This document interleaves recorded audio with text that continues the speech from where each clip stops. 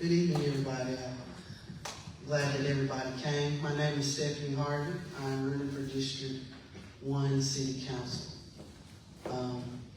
I've been a long life resident for 43 years here. I'm very passionate about cleaning up our community, bringing our community together, getting more people active in the community. So I'm not going to take up too much of a spiel. Most of y'all have followed my Facebook and know my background. And we're not going to go into that.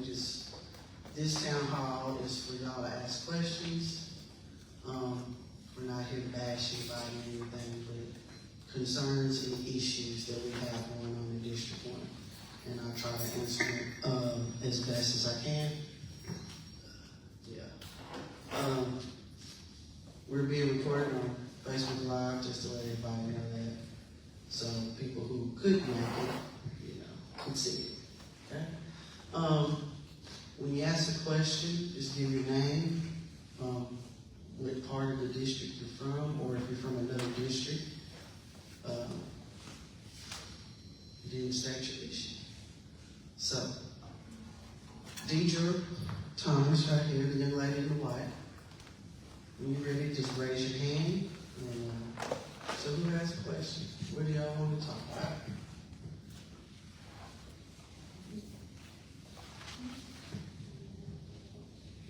Any questions? Yeah, I don't need the money.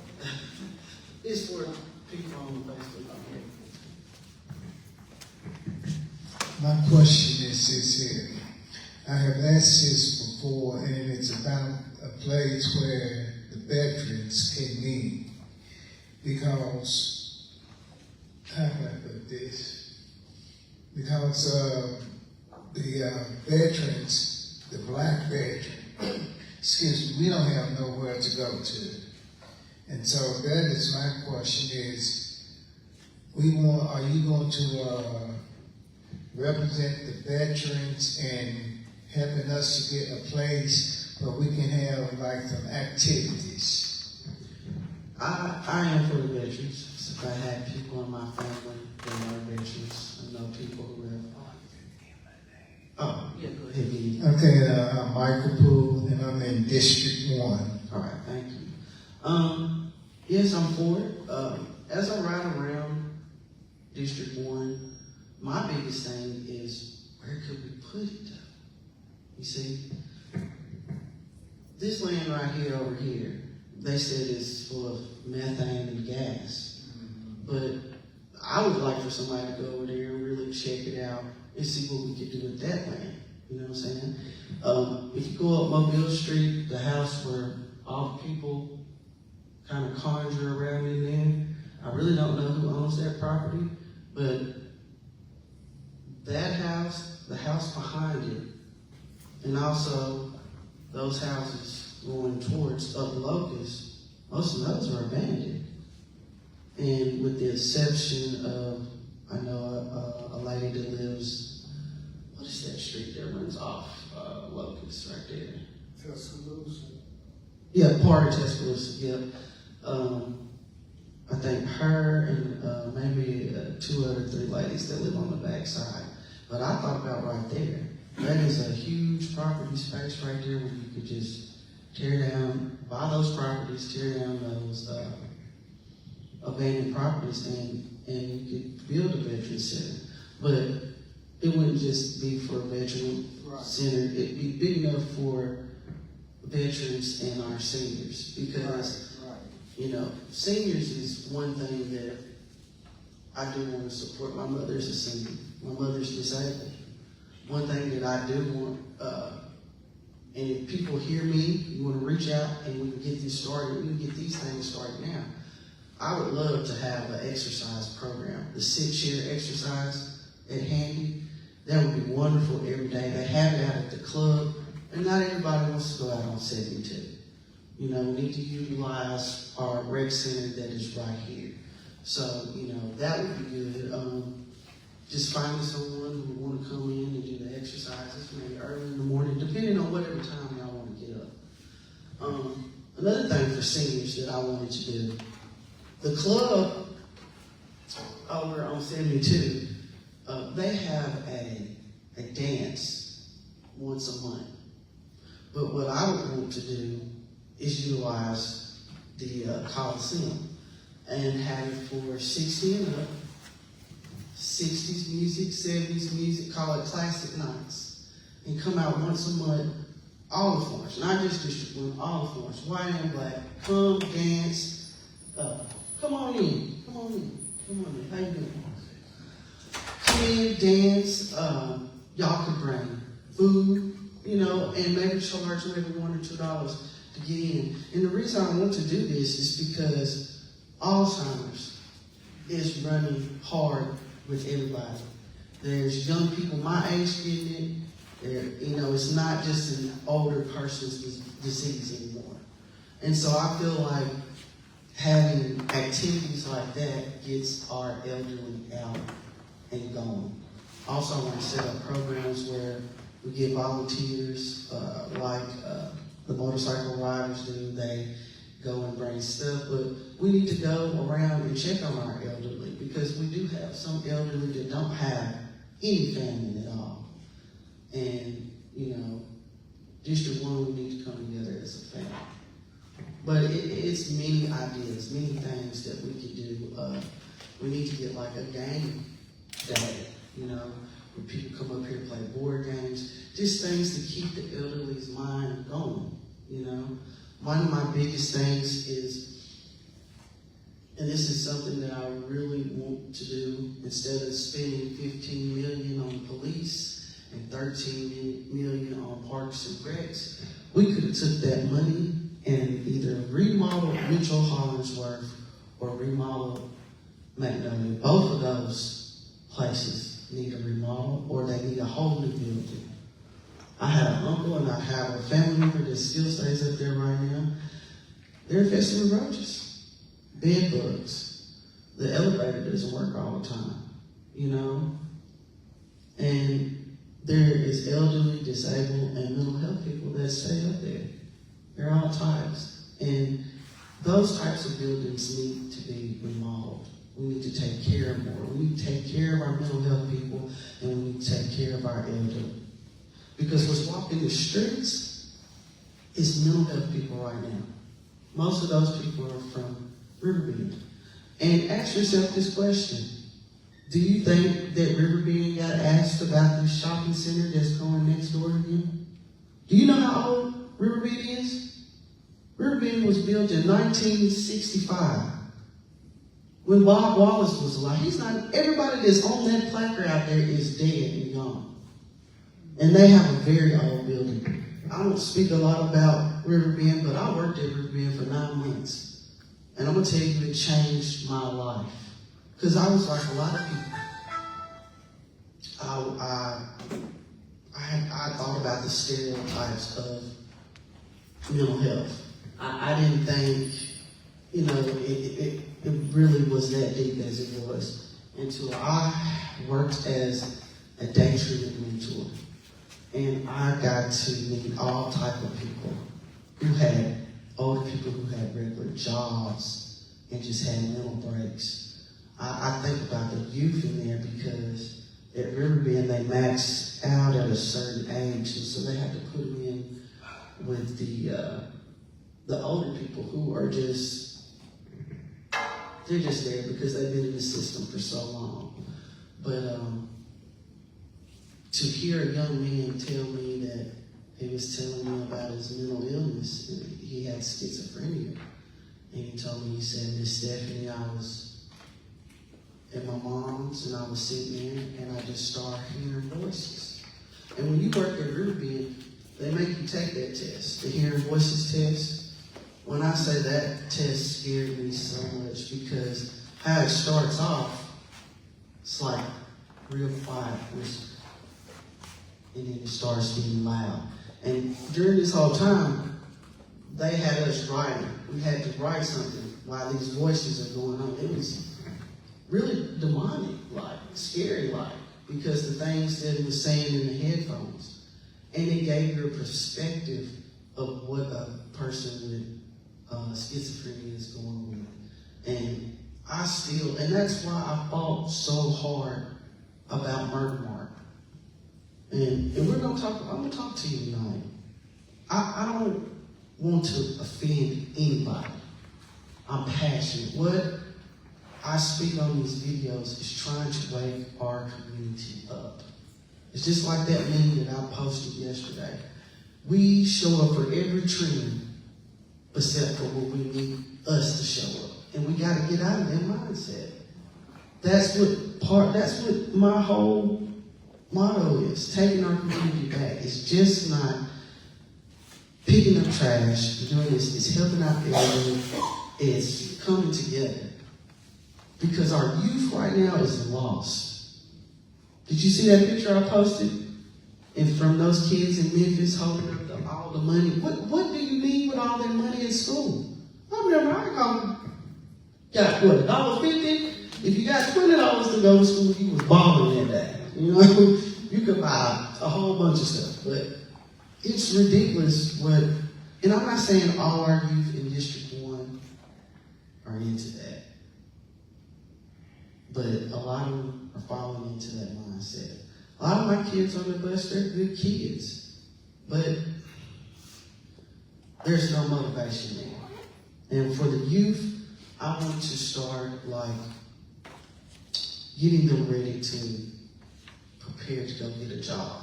A lot of them on my bus have jobs, and that's what they want to do is work. Help them to prepare resumes, we can set classes up.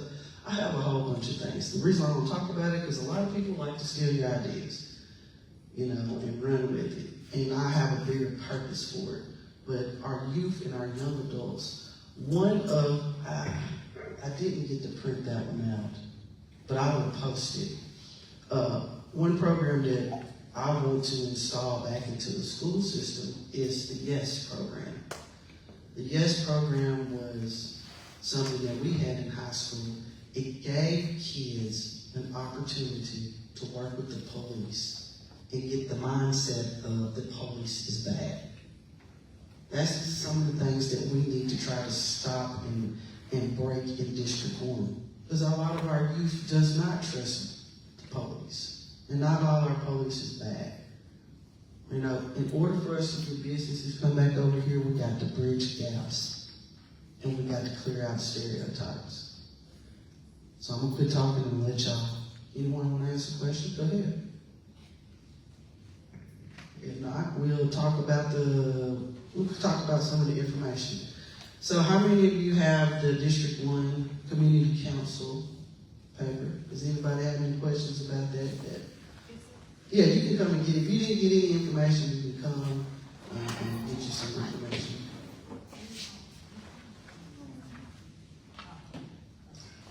I'll let y'all. Just apply for grant from property cleanup.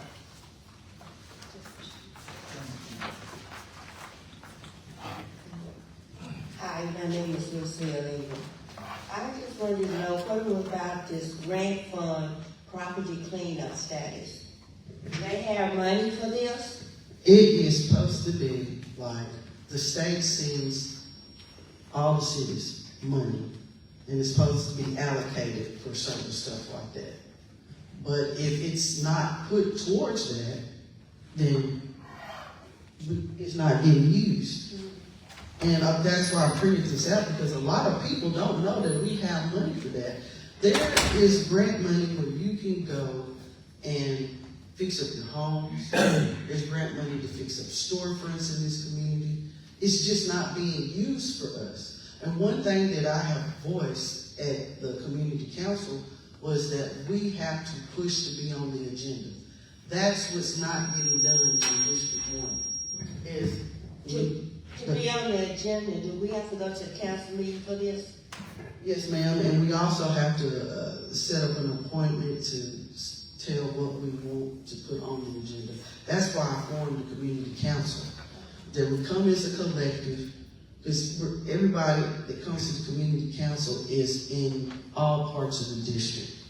It gives a voice for everyone to come together.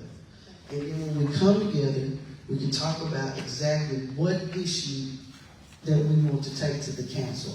And what we're trying to set the meeting up is probably a couple of days before the next council meeting is gonna have. Council meetings are every first Tuesday and first and third Tuesday of the month. But we have to get on, like, it's a process that you go through. But once you put it on the agenda, that's where the council members go off among themselves and talk about it and discuss it, and then they vote on it. So, and another big thing that we need for this is to see our budget. The city is not letting people see the budget. Mr. Bill Griffin, he did the other day, he put out a budget that was kind of chopped up or whatever, but I had questions. Why are we spending $15 million on police force? What are we gearing up to do? We don't have that much violence and crime around here to spend $15 million on the police force for what? $13 million for parks and recs? And I'm for sports and all of that, but for a pickleball court and our infrastructure is falling apart, I got to realize what's going on in America. Elon Musk and all these people are building these mega big, like, for the AI. It's like a big computer, what they got in Memphis. It's eventually going to crash our power grids. It is. You need to be concerned about that. And when you got infrastructure that's falling apart and we're not up to speed like everybody else, that's a scary thing. Sitting in the dark, no electricity, no phone, no nothing. Now, I know we got power, like, they got the 5G here, they got all of that here, but our infrastructure is important. The North Side District, their biggest issue is drainage. With those grants, you can take those grants and fix those drainage issues and those sewage issues, but the city is not doing that. And one thing about that is, District 1 is not showing up. We're not showing up. That's the excuse, and it's not an excuse, it's the truth. We're not showing up. You know, but it still doesn't make an excuse for the city council person not to study, push, and put stuff on the agenda, even though no one's there. And I've talked to both. I've talked to the mayor, talked to her. Same old thing, they're pointing fingers at each other. So whose fault is it? Why is this ordinance not being pushed through? Why are these, like you said earlier when you came in here, why are these property owners not being notified? Who's holding that up? And that's some of the things that we talk about at the community council. It's important. Just like with this gerrymandering, this rezoning. We're going to talk about that. We shouldn't have never been rezoned. I'm going to go ahead and tell you the real reason why we were rezoned: for votes. To weaken our vote. To weaken District 1's vote. That is the real reason why they did that. Your mayor wanted Indian Springs to be in District 3. Simple as that. You see what they're doing in Texas? Weakening the vote? That's what they're trying to do here. That's why I'm waking people up. You need to come to these meetings. You need to pay attention to what's going on around us. Because I'm going to tell you the truth. Yes, I want jobs to come back here. But what you really need to know, they're going to bring jobs here, but they're not going to put humans in them. Pay attention to what's going on in Huntsville. And nobody knows about this. And I'm going to tell you, Huntsville just had a city council meeting that didn't make its usual meeting. That's because 2 lawyers from Washington, D.C. came down because they're saying Huntsville is doing unconstitutional things up there. There is a city councilman that wants to add generated AI onto the garbage trucks. It could be a good thing, it could be a bad thing. Good thing that you're catching violators. But the bad thing is, are you invading people's privacy? You see what I'm saying? And I want our older people to understand that AI catching up quick just like that. I want jobs to come back to America too. I want jobs to come back here. But you need to be mindful of AI in the robotic world. And that's serious. Speaking of jobs, if we're going to have, and just like I posted yesterday, and I feel strongly about this, if you're going to spend $50 million on a building, you should be able to create jobs within the city. Code enforcement is one. There's other things within in there that we could use. Because I'm gonna tell you, a lot of people in Florence right now, and I was one of them for 2 years. I drove to Huntsville to make money. Huntsville and Decatur. Huntsville and Decatur right now, you can make over $25 an hour or more. Why are people in industrial parks still making $15 an hour? That is ridiculous. Can't nobody survive off $15 an hour. 25 still ain't even enough. But I mean, making it, but we need to bring jobs here. The biggest thing that ever hurt Florence was when TJ's left and HD Lee. Because a lot of our people in this community and on the north side worked at those plants. That hurt us. That hurt us majorly. Come on in. Have a seat. Well, you can sign it afterwards. You can come on in. But that did hurt us majorly. That really did. And I want you to know this. As a council person can only advocate for jobs to come back. We have no physical power to say, hey, let's bring this job in. That is on the mayor. But we can advocate all day long. And that's what I would do. The first advocate is to put more jobs into the city. My mom worked at the city, and she was of 5 black women that worked there at the time.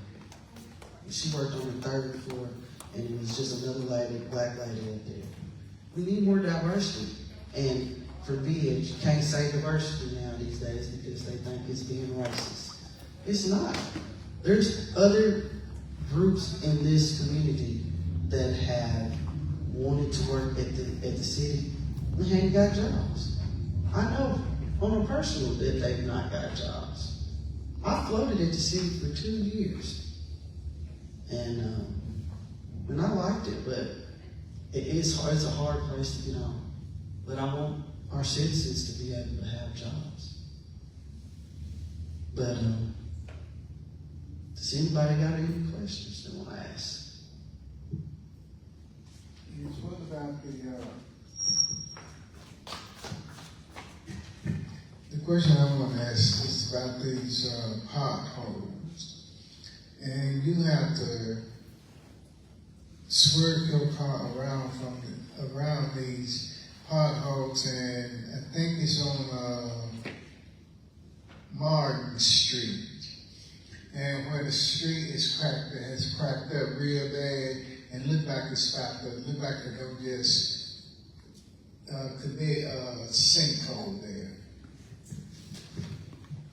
Once again, that's on the city not taking care of infrastructure. Do y'all remember some years ago when we had that big sinkhole on Veterans?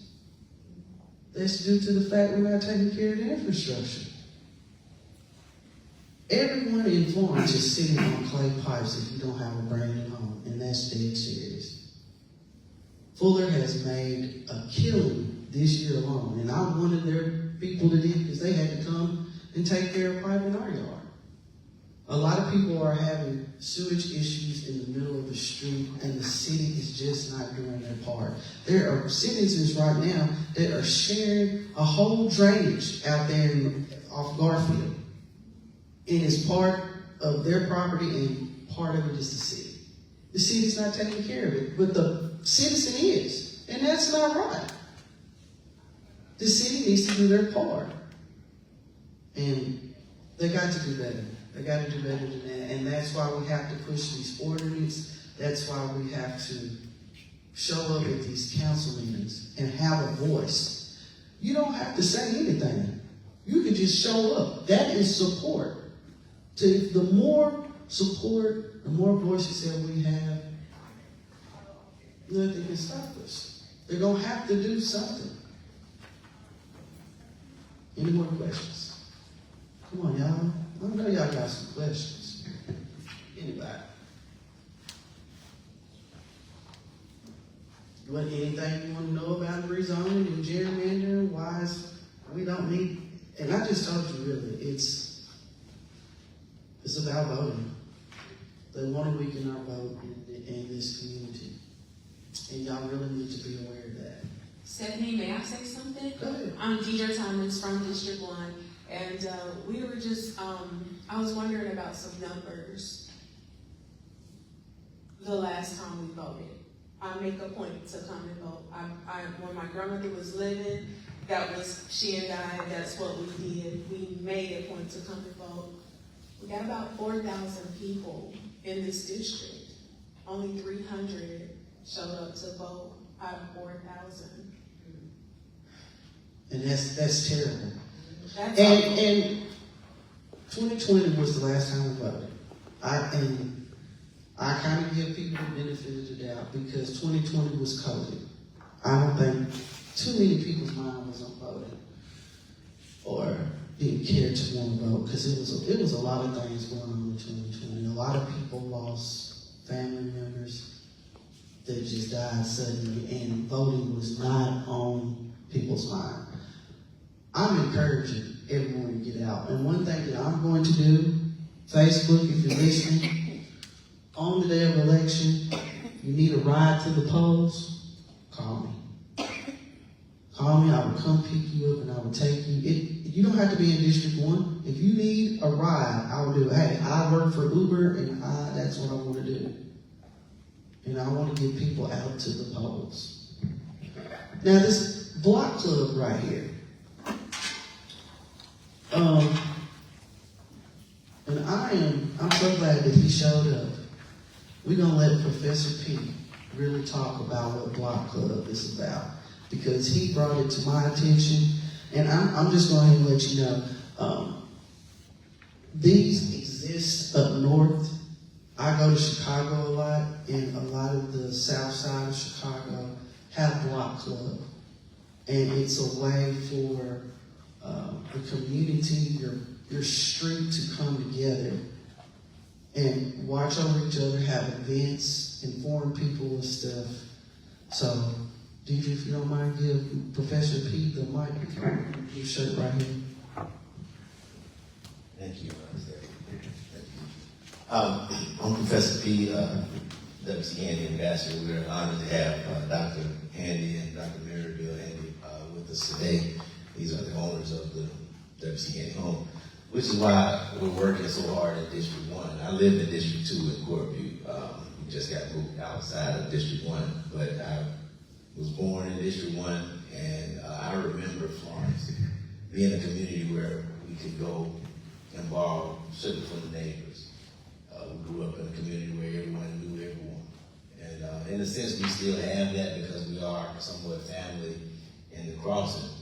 But we have to do a better job in communicating what our needs are and how we're going to move forward together as a community. The Block Club is a way that we can do that. Simply put, we all went to schools. Our school had a football team. We all had pep rallies. We all went to that game and cheered for that team. All collectively having one voice, giving energy to the end goal. Same thing with block clubs. You have 10 homes on the street. Those 10 homes, those 10 families speak to the needs of the individuals on that street, making sure that the least among us are watched after. A lot of us know that in terms of neighborhood watch, like neighbors watching neighbors' houses, make sure crime stays down, but take it up a little bit. Not just neighborhood watch in terms of crime, but what opportunities do we have coming through our neighborhoods? If one person on our street knows about it, then everyone on the street knows about it. And how that works is all we need is one person. For example, Stephanie stays on, and that would be running for council, but I'm using an example. Stays on Fayette, right? So the house is on Fayette Street. She could be the president. So let's say Deidre, you got some information about something going on at your salon, right? Contact the president of that block club or that street or that committee that's over the block clubs, and they disseminate that information about what you have going on. You understand what I'm saying? We have blight in our neighborhoods, but one person going up to the council might not move the needle. You can become blackballed by making noise about some things that's not being paid attention to. So if you think one person going to get wiped out, but imagine one person from every street on the west side going, or one person that represents several streets on the west side. It's not one vote anymore. We're talking about a community of voters, and that's where your power is going to be seen and where your voice is going to be heard. When we start speaking from the same sheet of music, talking on the same line of music, on the same note. When we're all speaking like that, then they have to listen to us. But if I'm over here talking about, we need a gym, and then I'm over here talking about we need to fix potholes, or we need to do this, and then we're talking 3 or 4 different points, then we're all going to be ignored. But if we all come and say, no, we need to fix this pothole right here, and everybody's speaking about that, or everybody's talking about we need a gym, or everybody's talking about we need jobs, or whatever, and we can take it to the people who are quote unquote empowered, then we see that we need to start to move. But until we can collectively come together and work toward a common goal or interest, then we're just going to be a bunch of voices, like everybody talking in the room. Everybody's hearing the noise, but nobody's understanding what's being said. So when we look at the models that's been laid out for us in our past, we shall overcome was sung by thousands of people at the same time. That's true. Nobody was saying we should overcome, and some saying we should come over. You know what I'm saying? Everybody was singing on the same lines. And if we start doing that from a block club perspective, West Urban being a major corridor through this neighborhood, one person on that block having 60 or 70 homes that they represent shows a different type of power. Same thing with Mobile, with the businesses down there. If everybody on that block is singing from the same sheet of music, talking about the same needs, then you will be heard and you will see things happen. Because, like we said earlier, the voting population is so small here for those active voters that the mayor's race, if you all probably noticed, we won by 13 votes. It's more than 13 people in this room. So us. Go to the microphone. I'm sorry. Go to the microphone. I think that's out. Well, what I'm saying is 13 votes won the seat for the mayor, most powerful seat in the city. So we have more than 13 people in this room. So if all of us went down there to vote for a candidate, then we would have our candidate in the seat. And so part of us have to get over the complacency that we live with. It's always been like this, so it's never going to change. If we thought like that throughout our history, we'd still be enslaved, right? So things have to change. It's going to take us in this room or us in this community, us living in this time now to make it happen. And so I'm encouraging everyone to, since we have 300 people that voted out of 4,000, I'm sure we know some people that we can shake that tree and get them to the polls on the 26th. So that's what, in a nutshell, Block Club is about, watching over everybody on your street. And all we need is one person per street to start that off. I wish I was that person that, go ahead and kick it off, but I stay in an apartment complex, you know what I mean? I can do it for a court view, but what about on Will Street or Urban or Mobile or Locust? These people need to be engaged. And if we had somebody on each street, then they can go out and make sure that people will vote or have plans to vote or need rides to vote. So that's basically in a nutshell what it's about. And I yield to Claude Wilson. Pretty much covered what I was saying. That's what it is. Thank you. Well, thank you, Professor P. Thank you. I'm gonna move Can on. I say something? Go ahead. Professor, I think that since you and Claude know so much about a Section 3 and the block, what is it called? Block Club, you all should really start it up so that people can see. Because nowadays, if they not seeing it, they not doing it. I moved back here in 2019, and I was working with the Bureau of Census, and it was hard to try to get people to even get registered to be counted. And that is the start of where your funding comes from the federal government. And even since the races has, or the candidates coming out for the different offices, you talk to some people, there's a lot of people not even registered, never voted. Some can't vote, they don't know how they even need to get their rights back to vote. So it's an education thing too that people need to be made aware of. And some of them just don't even realize that the resources that is for them, it would help if they would participate, would learn the importance of voting. So it's got to start with some education around here. And that's part of the programs for the youth and the young adults. There is a program that I want to start here at the Handy Center, and we can go ahead and get that started now, where it gives a chance to take field trips to the City Hall to learn about the stuff within City Hall. Start learning about the things in your community. But it's like a mentorship to go take and see, like, maybe take a field trip down to Montgomery, the city capital, and see how that works and stuff like that. We need to get our kids involved in politics, make them aware. They don't have to get involved, but at least make them aware.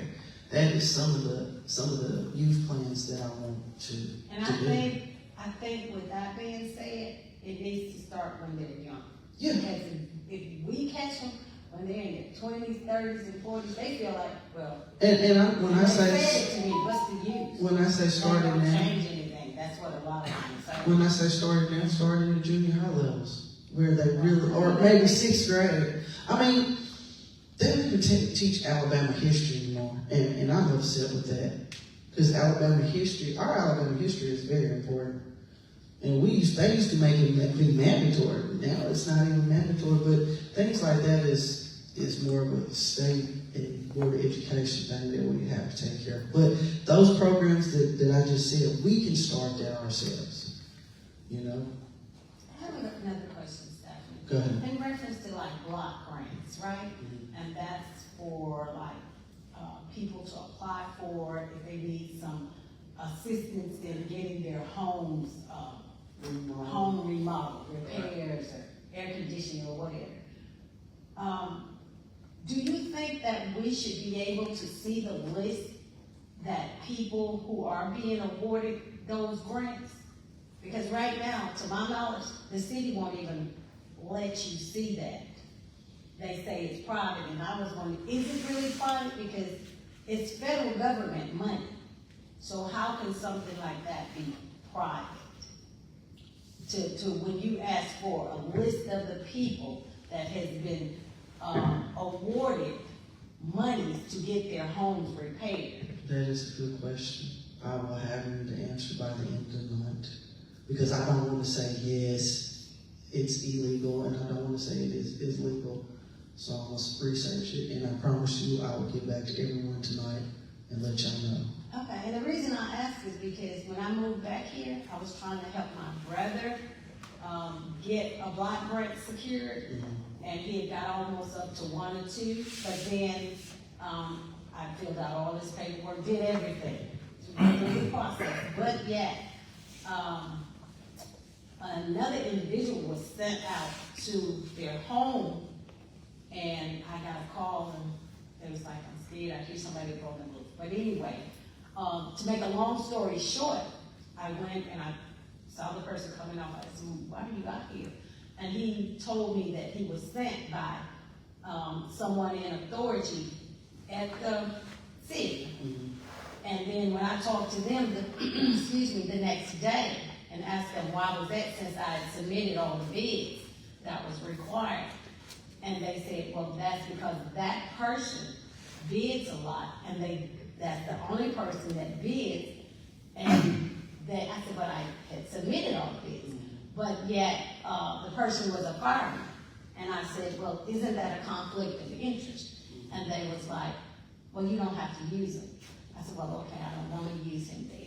And after that, it stopped the whole process. And it should. So, right, and I went, tried to get a listing of who those funds was allocated to.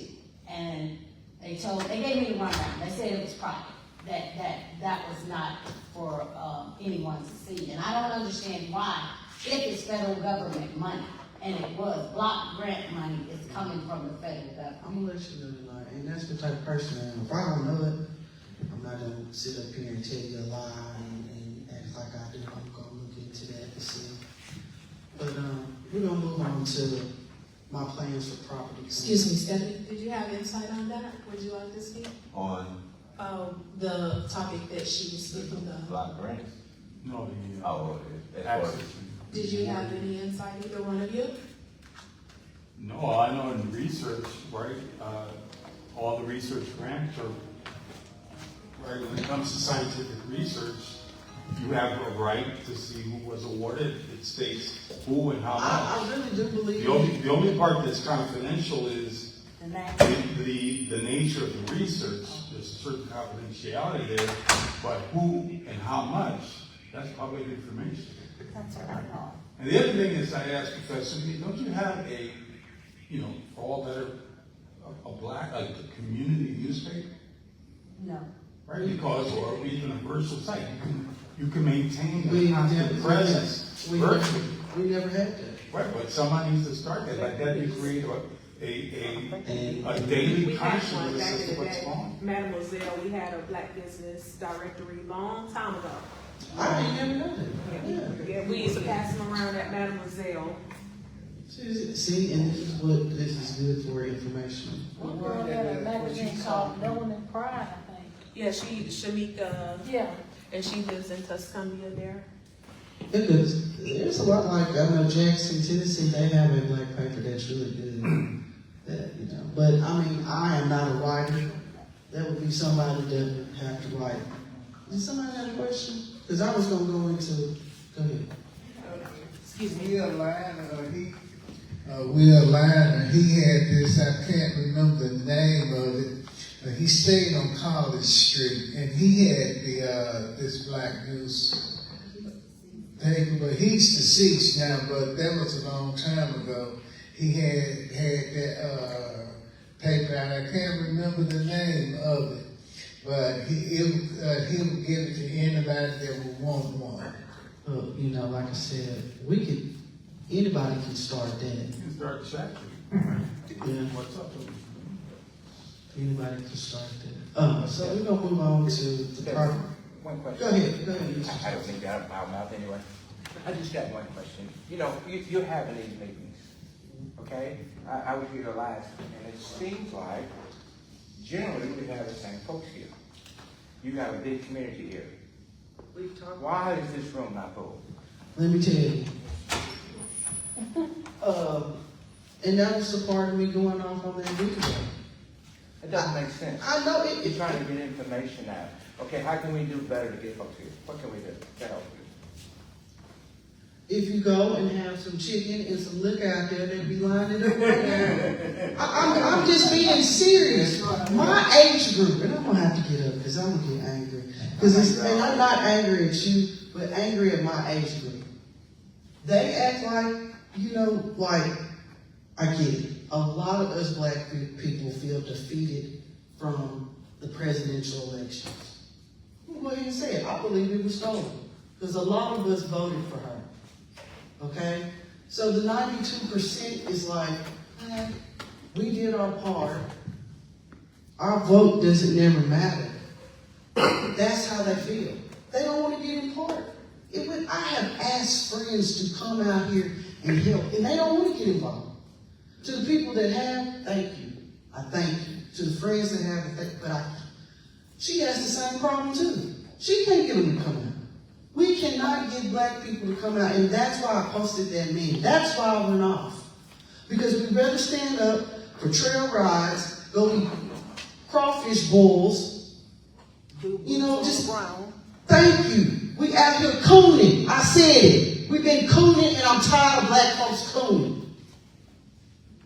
Martin Luther King and all these people are rolling over in their graves because how we acted, and I take accountability.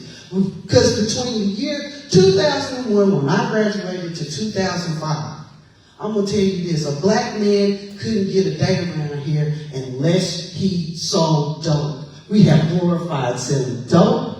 We have glorified just talking about each other, you know, dogging us, men and black women pitting each other against each other. Rap music is horrible. I don't even listen to it. Because black men ain't doing nothing but talking about us, talking about killing other black men. And it's just like I said in my video, what you gonna do? Some of us is hitting 50. I'm 43. You gonna sell dope all your life? If you can sell dope, you can run a business. I'm gonna say it again. If you can sell dope, you can run a business. It's time for our black men to get it together. And so is our black women. A lot of our kids today, they look nice. You give them 3 days. They'll be back in bonnets, sweatpants, and Crocs. When we went to Bradshaw, it was a fashion show. Tommy Hill should thank Florence, Alabama. And I'm dead serious. You couldn't, tell them, Deidre, you couldn't go to Coffee or Bradshaw. A lot of my white friends didn't know I even lived in District 1. I had a car. I would show up every day. My grandmother worked at Ruth Haynes, for Ruth Haynes. Of course I was going to have to have clothes. But my friends were like that too. And now these kids, they look like they just walked out of a mental health hospital. And it's ridiculous. And Mr. Thompson, I'm just telling you, we so divided. We so divided. Music, I blame reality TV for a lot of it. When I refer back to a lot of black women didn't want to talk to men because if you ain't got the mighty dollar. And that's messed up our community. A lot of women think that a man is an ATM. He is not an ATM. Yes, he's a provider, but you're not supposed to use no man like that. But that's the other way around as well. And the same for our women. But in our society now, you got people that think 50-50 you ain't supposed to go 50-50 in a marriage. But you need to go 50-50 in a marriage because it takes teamwork in a marriage. The people that got there for 50 and 60 years, there wasn't no cakewalk. They had to fight for those things. And our community is not like that.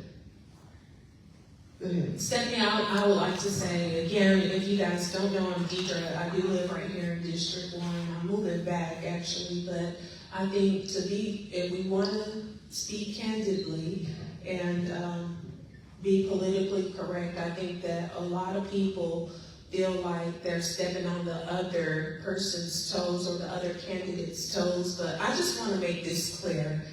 I stand behind the seat. We had town meetings right at Mount Moriah. I was there. Camille Elbers and I were the only 2 younger people that were there. So we stand behind the seat, and this is not a popularity contest. This is who's going to get the work done, who has visibility in the community, and who cares about the community. You can show up to these meetings and have your opinions about each of the candidates, but you have to come and listen to what the candidates have to say. I'm not running. I know better than to say I'll never do something because then God will make me do it. But I'm standing behind the seat, and Stephanie has also made it very clear whether the cookie comes up or down, she is for this community, and she is for District 1, and she's going to do everything in her power to make sure we have programs like the Block Club, programs for our children, because we're getting older, and we must pass down a positive baton, and what have we done? I have a personal charge, And that charge is to bring as many convicted felons back to the voting system as possible. It is a process, but that's just something that I'm personally doing. But in your mind and in your heart, think of a way you can get people here to vote, because when you don't come and show up for your community, you're disrespecting the ancestors who were beaten, died, some killed for this right to vote. I'm not going to say who, when, where to vote for, all this, I like her. No, just come. Just come and just be a part, because if they changed my street name and I didn't even know until the street name was changed. But I'm sure they spoke about it before they changed the name. Is that right or wrong, Mom? That's correct. Okay. All right. So you have to show up. You have to show up for yourself. You have to show up for the community, and you have to show up for the candidates. Thank you. I digress. I had a person that was close to me right before I, made my announcement that I was going to campaign. They're in my age group, and they said something to me that's what really got me motivated. They said, "Why do you care about a hood that never cared about you?" And I said, and the hood doesn't care about itself. I said, I've always cared about this hood. And I don't look at it as a hood. I look at it as my home. Because I've been to the hood. Ain't you been to the hood? You ever been to Chicago? Ever been to Memphis? Drive up to see Elvis's house right about now. That's the hood. You go down there and get shot. Chicago, them two right there, you couldn't even have blue and black on if you was in Chicago. You get shot up. LA either. Mr. Thompson, you got on GD colors right there. And that's why I went off. Because they want to label our community as hood, murderous, and all. If it's so murderous, why are you finna put that shopping center out there? It's just like they asked me when we came in here, and I told them, I said, do you know how old Riverbend is? Riverbend is old. It was built in the 60s. Did you ask Riverbend, hey, let's rebuild Riverbend and put money into that? Did you see the budget? See the budget? Did y'all see how much they give Riverbend? Guess how much they give Riverbend? $95,000. What can Riverbend do with $95,000? What, a year? That's what it said on the budget. Yep. That's the same. NACOG. And they even got a little senior pension thing on there too. For the senior citizen, it was only $2,000 gave you that. Why so much money to the police? I asked the same question. And my question is, what are they gearing up for? Because we don't have that. We don't have no crime. Our biggest crime right now is people strung out on drugs. And last year, you put half of them in jail. Ain't no more meth sellers, no more. All the guys that I knew, they in prison right now. So I couldn't tell you. I know that the police got new vehicles. I know, I see these vehicles. If they're not in the Tahoe-like thing, they drive a F-150. So they got that. I mean, they got a tactical thing that's out of this world. I don't know who's finna come. I mean, they demonstrated it about a month ago? No, it was last year. They show it all the time. Hey, excuse me. I hate to cut this. Before you guys leave, are you not the Handy Legacy here? Some people might refer to this. Okay, I watched the Florence City Council meeting last night, and they just raved and raved it. I really would like to know your thoughts about the WC Handy Festival Week, where it needs to go, or if you were happy with the results from this year, the participation, because I said it once and I'll say it again. Handy started right here in District 1. He belongs to District 1. Well, that whole area is Handy's Hill. So my great-grandfather, after the Civil War, he's one of the few blacks They own a fair amount of land. Okay. A fair amount of land. And background in the late 1950s, somewhere in the 50s, the city wanted to build public housing. So they offered my grandfather $20,000 then to take over the land, and he returned the money with the understanding that they would build a museum in his honor of his legacy. And then the city dragged a bit, but eventually they did. But this is my great grandfather's community. Yes, sir, it Okay, is. and it's Handy's Hill, and he ran. I didn't know this. He and his father ran a newspaper. Okay, and that's how the word got out within the community. And I see this community, and if they prefer this community as a hood, I don't see it as a hood. It's just a very humble community, but I don't see, a threatening environment. I see the existence of family and friendship connections, so I don't know what's going on. This is my way. So, we took over the museum back somewhere around 2017, 2018, and we've pumped a modest amount, about $350,000 of our money we pumped into maintaining the museum because we wanted to honor the legacy. The city wasn't really honoring the legacy in the right way.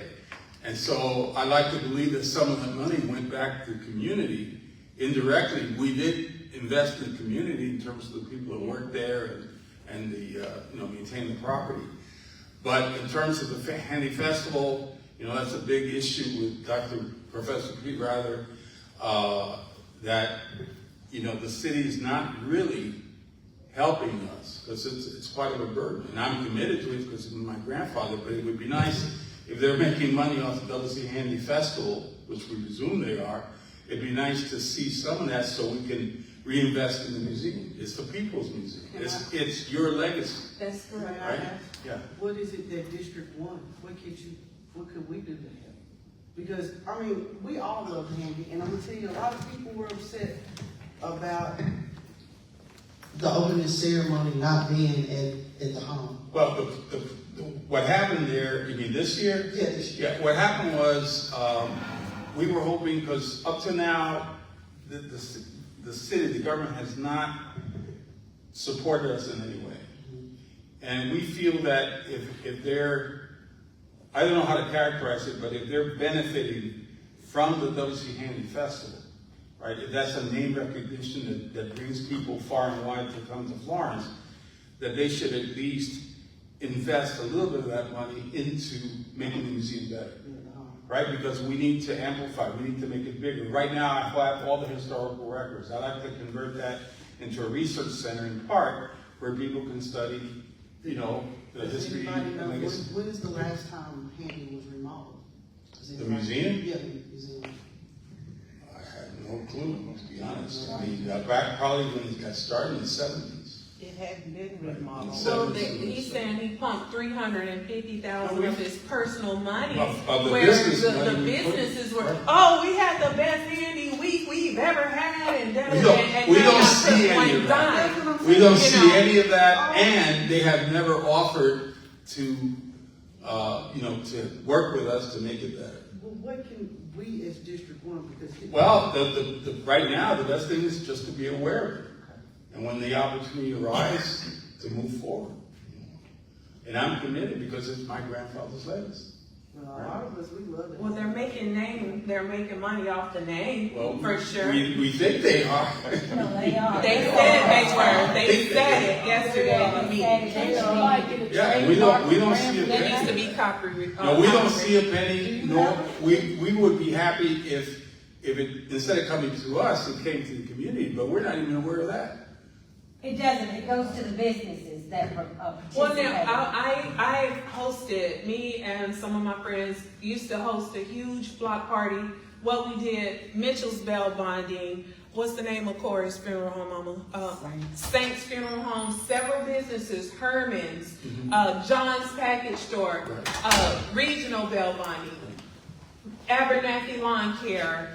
Tyrone Pride. I have to say all these names because those are the people that helped me. They pitched in. I told them, okay, y'all, the band is this much, the lights are this much, the security is this much. They all pitched in. All of those businesses, they pitched in for the party to give to the community. No money was made, but we had to do something to keep the Handy name positive on the west side, which is where he resided. And might I add, there was never any incidents of violence, never, I after the party, I look back and what was the community doing? Picking up the cans for me. Didn't have to hire a cleanup crew. We did it. The community did it. So we will try to keep I never knew that. West Florence, with the legacy. No money. They have, From 85 all the way up. No. If you want something, you gotta pay to get it. You gotta pay to be in the brochure. Right. You have to pay your entertainment. So I'm gonna say, we did not lose money because you never lose when you're giving something to the community. Right. But we had to invest money and no money was made on our behalf. But some of these businesses who have things to sell, they capitalize. And the reason why I say this, I've never known how the inside, behind the scenes of handiwork. And I thought y'all were getting paid. Okay, No, so, Go ahead. may I ask you? yeah, you can speak. 45 years, I earned the right. Anyway, Mary Bell Handy, I have a little bit accent, which I explain later. The moment that I came to the United States, I saw Howard University. That was a place that you could not drive because you could be killed at any moment at Howard University. I'm a Clark Atlanta University graduate and Texas State University graduate. So all my education has been at the HBCUs. So looking back at everything that I have learned until now, the communities are always being put to the back corner, and then not only to the back corner, to make sure that they are separate. So then, as a group, they cannot have that power.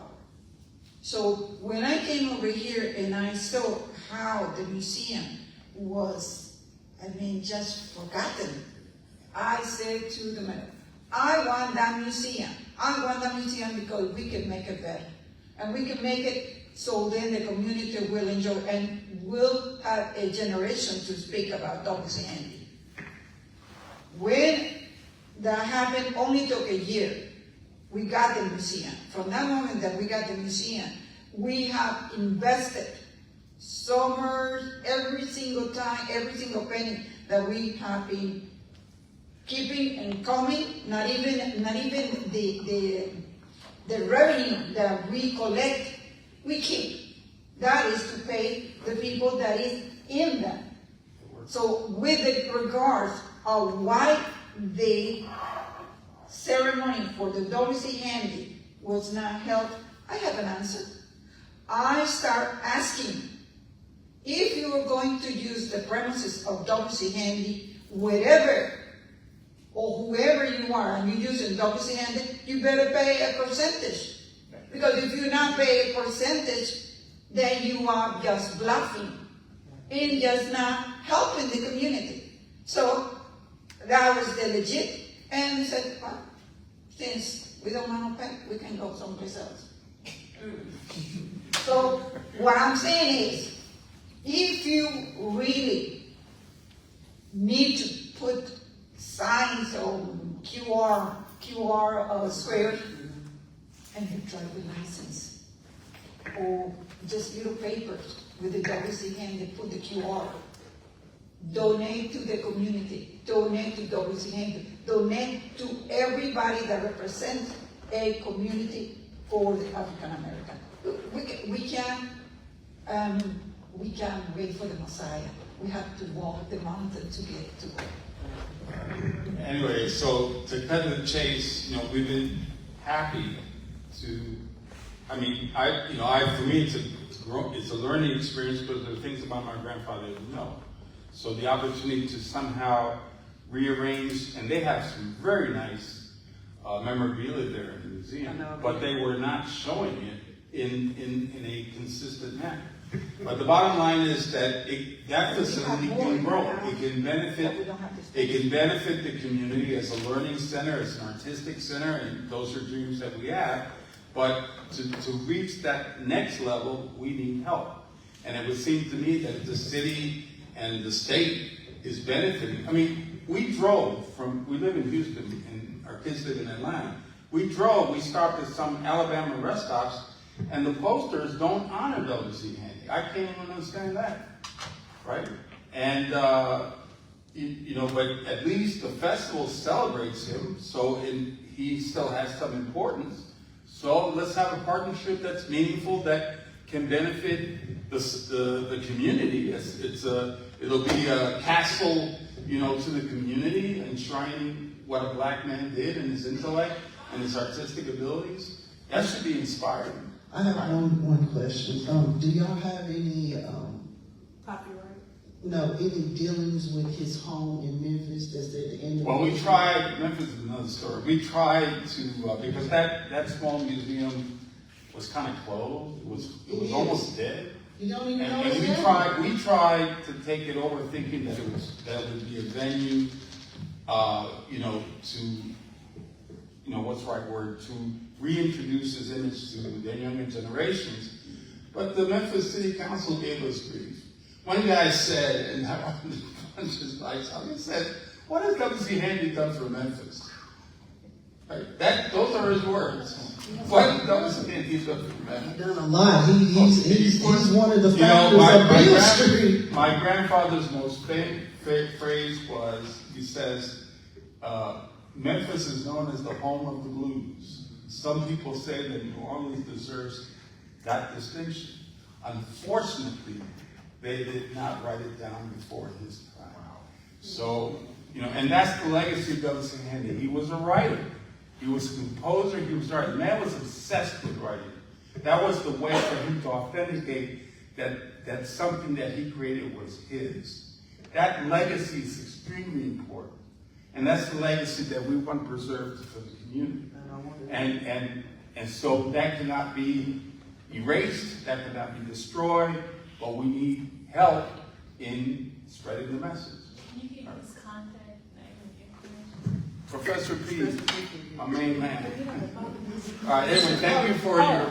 Just go ahead. I will say the following.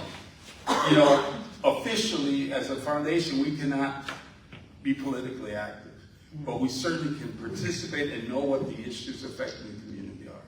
So we're here in active capacity to learn, to understand, and so everything I heard is great, and the community needs to roll up its sleeves and do, right? And so to be involved. It's just getting them out. I've heard in the air, it's just out there in the air that we're not gonna have a W.C. Handy Festival next year. I don't know. Well, I heard if Tori's it's supposed true to be that. great. Tori is stepping down, or you know more than that. They say she's stepping down because I know she's running for Why are mayor we in not happy? Sheffield. What is I the have issue? no idea. It's just out Do there y'all in know? the air. I haven't heard I that, think but I that's would still say, gonna happen. I would say this, and this is along the line of what Dr. Handy was saying. This community is W.C. Handy. That's right. And I know for $20,000 at that particular time was like a million. at least. Oh, yeah. But I'm let me say something on that behalf. I didn't mean to come in here and open my mouth. I said I was gonna just sit and listen. But I remember when W.C. Handy, they organized it. It was Mr. and Mrs. Clay years ago. Speaking of Mike Mama. They didn't have much support. That's when the city stepped in. And it's not, some of this stuff that's going on around here, we got to blame us. Thank you. We got to blame us. Now, I need to say this, and then I'm going to get up and go see about my stuff. Before you leave, sir, I want to say something on your behalf. Oh, okay. Listen, when I say we can blame most of this on ourselves, they started it. Both of them were school teachers. Right here, they lived right here on the west side of Florence. They started, and all of a sudden, Guess who stepped in and took over? And they've been had it ever since. And I do say for a fact, some of that stuff is us. Because we have allowed that to happen. Now this gentleman here, he just asked a question, I'm going back to what you were saying. What can we do to get some of these people out of here? How many people have we gotten here? 13 something. Okay. Then next week, when you have another meeting, it ought to be 26. Or a little bit more. Each one of us in here that's coming up here to support Stephanie, bring a friend. We are having on the 15th, and I got, What day is that on? that's a Thursday. Didn't we put it down on a Thursday? Thursday. It's a Thursday at 6 o'clock. 6 o'clock. Yeah, 6 o'clock. Come out on the 15th. That is the community council. And we can discuss this in detail and further, and then we're going to get it together. That needs to be on the. That's going to be our main thing to get on the agenda, because Again, we cannot support a politician. no, the community, I know you shouldn't do. the community But council. everything we heard is, Thank you. But the community council it's just a collective of the citizens. It's not any, the politician is welcome to come, but it is just a collective of everyone in District 1 coming out. all right, well, bless you all. We I got have Thank just the last one thing. When you go to the museum, there is a plaque in the museum, and it says, Museum and Library. That place is supposed to be a library. We don't have it. We need the money. How do you disseminate the information? See, that's what the All that we need. It's information. that's where the grants come in. And each person that has a cell phone is powered. Right. Use that power as a cell phone and that showing. Okay? I want to say this before we step out with Andy's. We know the narrative, right? We know that it used to be a West Side thing, and we know that it's not on the West Side anymore. I like what you said. A lot of that is our fault. So what you will see us doing, and we've only been working with Andy's for close to about 2 years, going on 2 years now. But more people have to get engaged. Myself and Claude, we were not. We called ourselves ambassadors to WC Andy before the family did, because we knew that someone had to be an advocate for the story, right? Someone had to stand in the gap and keep the narrative going until other people could catch up, or until we teach another generation to stand up for us. And so as we 13 or 14 of us leave this room, it's beneficial to the community if we speak the narrative of what the Andes are saying. When we talk about economic empowerment, that is our engine. That is the only thing over in the West Side that can garner millions of dollars at one point, at one time, and they do it every year. So it shocked us that no money was going back when we first heard it back in. Everybody's kind of shocked. You have Yeah. a highway. I ain't shocked, I've been hearing it for years. Yeah. They have not gained a dime. And You gonna have to come back. We are going to have. Andy is a very big subject. Andy is so big. know what they do in the Apollo. We're going to. Thank y'all for coming. Real quick, our next moves from the Andes and the ambassador standpoint, we're going to have a reclamation weekend coming up in the weekend of Labor Day, leading up to Labor Day, the Friday, Saturday, and Sunday. We're doing what we call the Blue Marketplace, and that is, the businesses in the community meeting up at the home, and we're opening up like a Black Wall Street, a marketplace for us. So we come and we try to bring people back to the museum, but we also need to encourage people to go visit the museum, because most people that we speak to on a daily basis, they haven't been in there for 30, 40 years. Some And of so, them ain't been in there at all. or ever. So I was young when I first went, and Jack came back and was grown.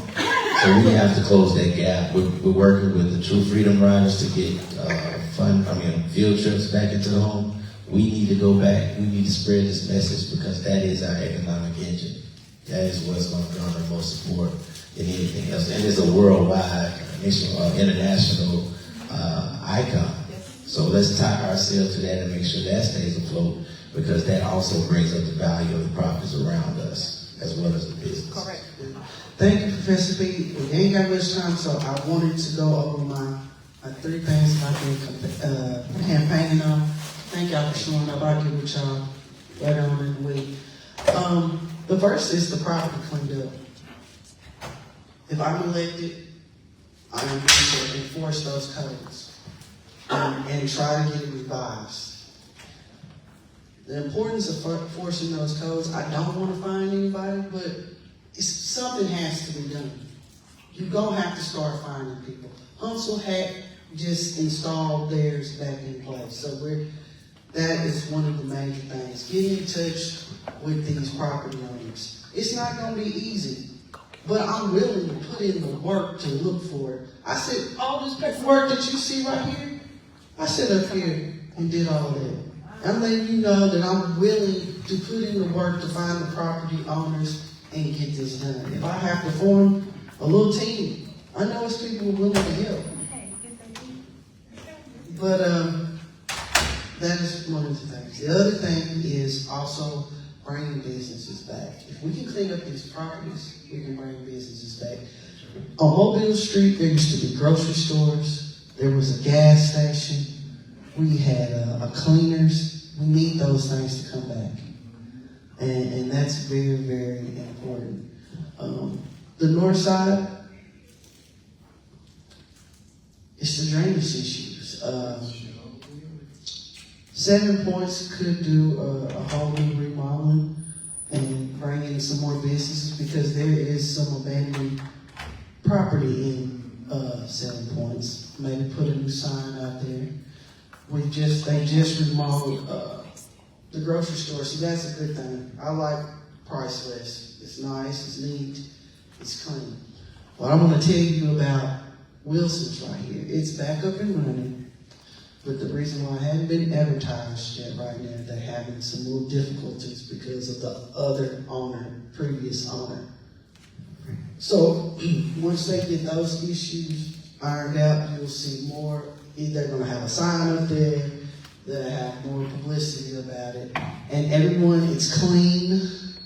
And it doesn't smell anymore. Yes. So we're on a start. Getting businesses back, property cleanup, making sure you as a citizen get that budget to know where your taxpayer dollars is going. I feel like that the citizens should have had a vote and a say-so on that $50 million building that they're going to build. I think anything over a price tag over $1 million, I think our citizens need to know about it. It's fair. We need to be able to have our voice on it. And I think we should have the last vote, not the city council and the mayor. You know what we could have did with $50 million? You could have built a building under $10 million and split the rest of that money up and gave it to all the rest of the districts to fix infrastructure or whatever it needed to be done. And that's how I look at it. $50 million, I said it again, should be able to create jobs within that city. Because please tell me, what are we going to have in this $50 million building? Are you going to walk in and says, welcome to the city of Florence?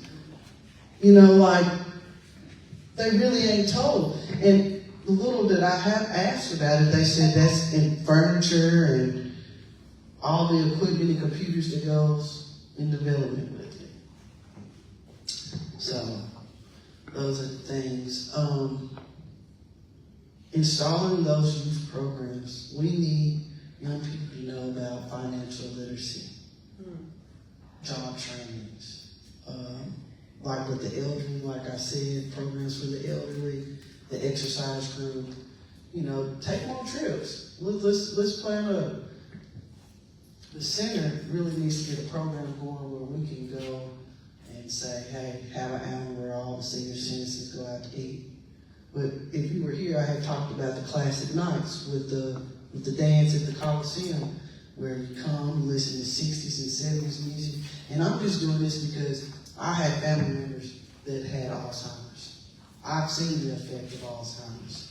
Alzheimer's is hitting all our districts around here.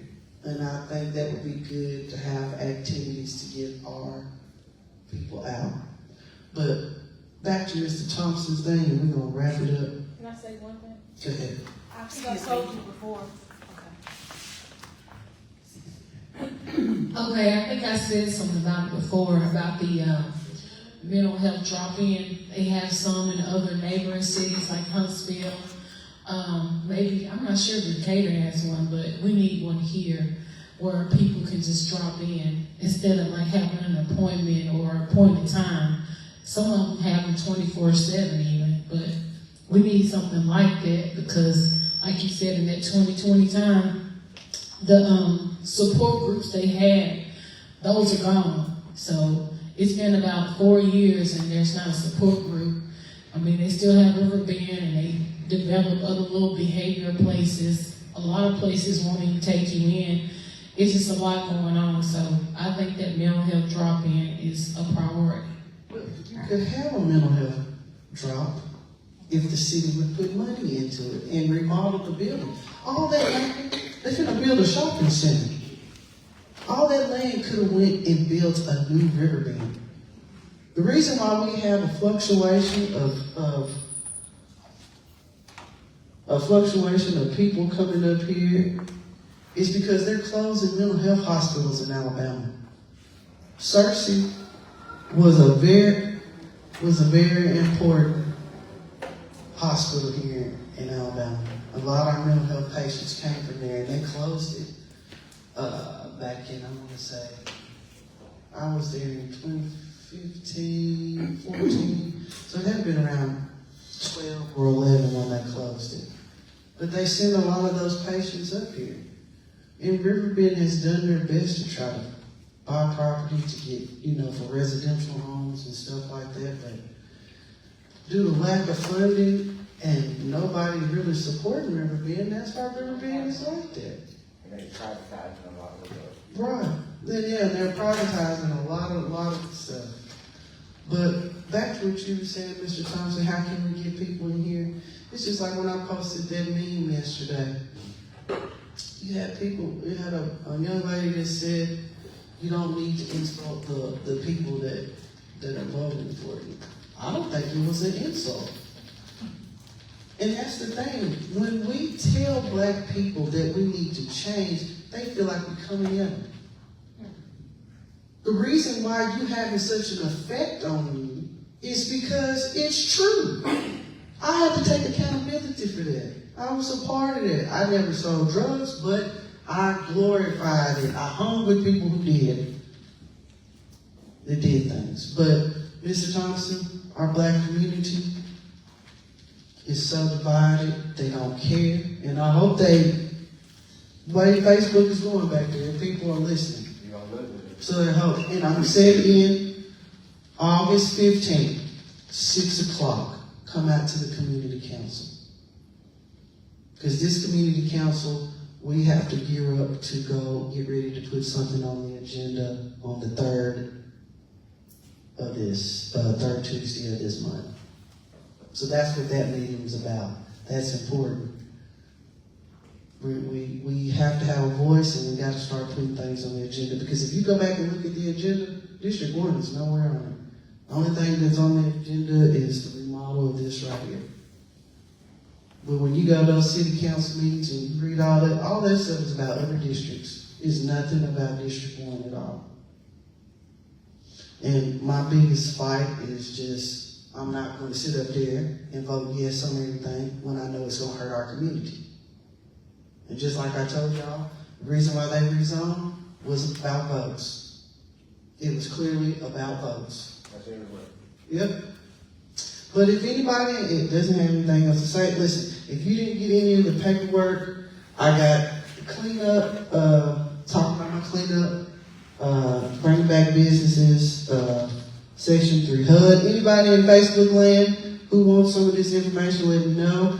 But I really do appreciate all y'all coming out. This is very informational. This is what a town hall is about. A town hall is for people to give their concerns, express their ideas, and a lot of stuff was talked about tonight, and I loved it. You know, y'all asked questions, and I really do appreciate y'all coming out. And I appreciate everybody on Facebook who tuned in and listened. And but I really hope that y'all come out on the 15th. It will be here. It won't, depending on the size, we might have to move it in here. But if not, it'll be in one of the little conference rooms, and anybody in District 1 can come. Bring a friend. Yes. My Caucasian people, please come out with us. Please. I'm begging you. I really am. Come out, because y'all have concerns in District 1, and it's not, I know we are like the majority, but your voice matters too, because you live in this district, and I don't want to isolate you out in any type of way. My East Side people, please come out. Because the East Side is really industrial, the part of the East Side that we have. And it's very, I really can say it's a handful of people who live on the East Side. And the rest is businesses or industrial, or the city-owned part of it. So, Stephanie, I hate to interrupt you. Go ahead. While it's on my mind that I got over, and Pete State's gonna stay with me. I think we all need to realize, just because the West Side has basically been black all of our lives, you could have told me 30 years ago it would be whites over here, Mexicans over here. It's everybody. It's just not us anymore. It's like you said, it's the community. It's not black anymore. It's the community. So yeah, we've been over here all our lives, but nobody could have told me I'd have a white neighbor. Right. Living across the street from me. Right. I got one. Ain't nobody could have told me that, because I wouldn't have believed it. I wish my mom and dad was here. Yeah. Nobody would have ever thought our community, the west side of Florence, would have Caucasians, Mexicans, Asians. They're all right here on the west side now. Indians, yeah. Indians. Yeah. It's not just about us anymore. It affects everybody. And that's why I say. And that's why we need to realize, bring a friend to these meetings. Quite a bit of information that can be given out, and maybe they will understand it.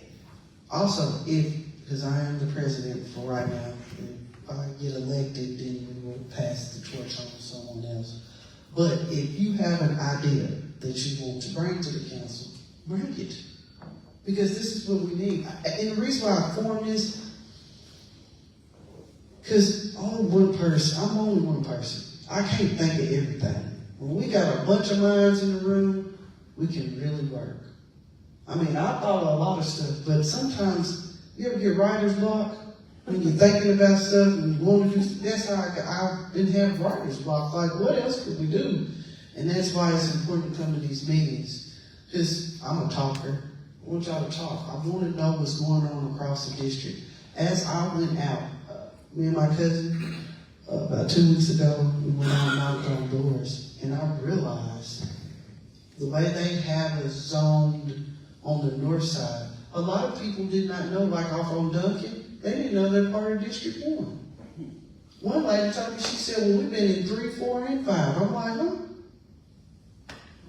You know? So, a lot of people don't know, and I want to encourage everybody, if you don't know, the map, District 1 map, is on the City of Florence website, where you can go out and look at the district map. And you can see, if you can bring it up, I wish I would have brought my big map and I could have showed you just how crazy it is. And it's just really on that north side over there.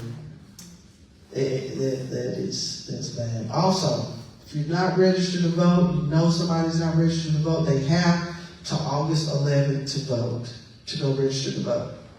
And I will be shuttling people on that day. So, and I got another little surprise coming up on the 23rd, but I'll announce it more. Deidre knows about it, so.